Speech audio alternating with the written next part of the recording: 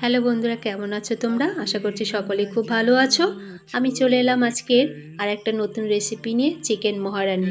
তো দেখো চিকেন মহারানি করতে কি কি লাগছে। কাঁচা লঙ্কা, রসুন, আদা আর পেঁয়াজ কুচানো। আর অন্যদিকে দেখো কসুরি মেথি, শুকনো লঙ্কা, জিরে, ধনে, মৌরি, দারচিনি, লবঙ্গ, অল্প পরিমাণে গোলমরিচ আর অল্প পরিমাণে জয়িত্রী। এবার এটা আমি হালকা একটু গরম করে পাউডার করে নেব মিক্সার জারের মাধ্যমে। আর একটা মশলা আমি রেডি করব, সেটা কাঁচা লঙ্কা, আদা, রসুন, এটাও আমি পেস্ট করে নেব। আর অন্যদিকে দেখো বাটিতে ভিজিয়ে রাখা আছে কাজু আর চীনের বাদাম, সেটাও আমি পেস্ট করে রেখে দেবো। আরেকটা বাটিতে আছে ছোলার ছাতু আর পাউডার দুধ। উষ্ণ গরম জলে আমি এটা গুলে রেখে দেবো। এবার চিকেন ধুয়ে রাখা চিকেন ম্যারিনেট করার জন্য নিয়ে নিচ্ছি ধনের আর জিরের গুঁড়ো, টক দই, নুন আর শুকনো লঙ্কার গুঁড়ো অল্প পরিমাণে। এখানে দেখো আমি মশলাগুলো খুবই পরিমাণে কম নিয়েছি। হ্যাঁ,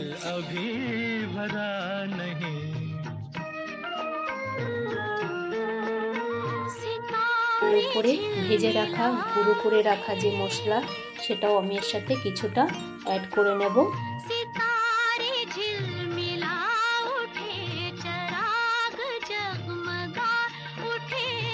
আর অ্যাড করব কাঁচা লঙ্কা, আদা, রসুন যেটা পেস্ট করেছি, সেটাও এর মধ্যে অ্যাড করে ভালো করে মাখিয়ে নেব।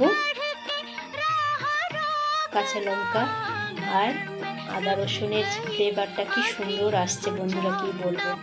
এবার এটা ম্যারিনেট করে ঘন্টা দুয়েকের জন্য আমি ফ্রিজে রেখে দেব। ওদিকে কড়াইয়ে গরম হতেই তার মধ্যে ছেড়ে দেব তেল, আর তেল গরম হতে দিয়ে দেব পেঁয়াজ কুচানো। পেঁয়াজের কালারটা যখন একটু ব্রাউনি কালার আসবে,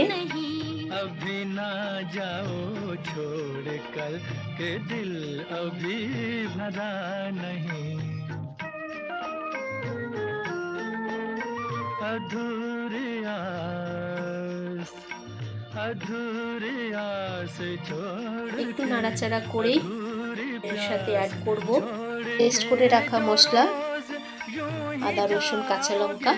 এটার মধ্যে কিছুটা এর মধ্যে অ্যাড করে আমি আবার একটু নাড়াচাড়া করব। মিক্সার জার ধুয়ে একটু অল্প পরিমাণে জলটা দিয়েছি, তো জল ছাড়াই কিন্তু এখানে এটা রান্না হবে। ম্যারিনেট করে রাখা চিকেন এর মধ্যে দিয়ে, আর দেখো যে গুঁড়ো মশলাটা করেছি, এটা কিন্তু চিকেন মহারানি মাস্ট মশলা, ওটা কিন্তু লাগবেই, নাইলে সেই ফ্লেভারটা আসবে না। আর এর সাথে অ্যাড করেছি একটু টক দই আর দারচিনি, এটাও দিয়ে আমি কিছুক্ষণ নাড়াচাড়া করব। ঢাকনা বন্ধ করে রেখে দেব।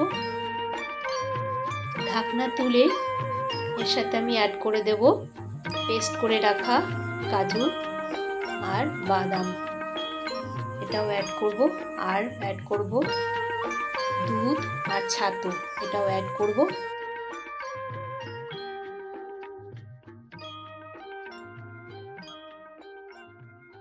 তারপরে আমি গুঁড়ো মশলা যেটা রেখেছি বাকিটা, সেটার মধ্যে দিয়ে কিছুক্ষণ নাড়াচাড়া করব। জলটা টেনে যাবে, তেলটা ছেড়ে আসবে, দেখবে একটু সুন্দর কালার, দেখো রেড চিলি যেটা দেখা যাচ্ছে। আর তেলের পরিমাণটা দেখো এখানে কিন্তু খুব পরিমাণে কম নেওয়া হয়েছে।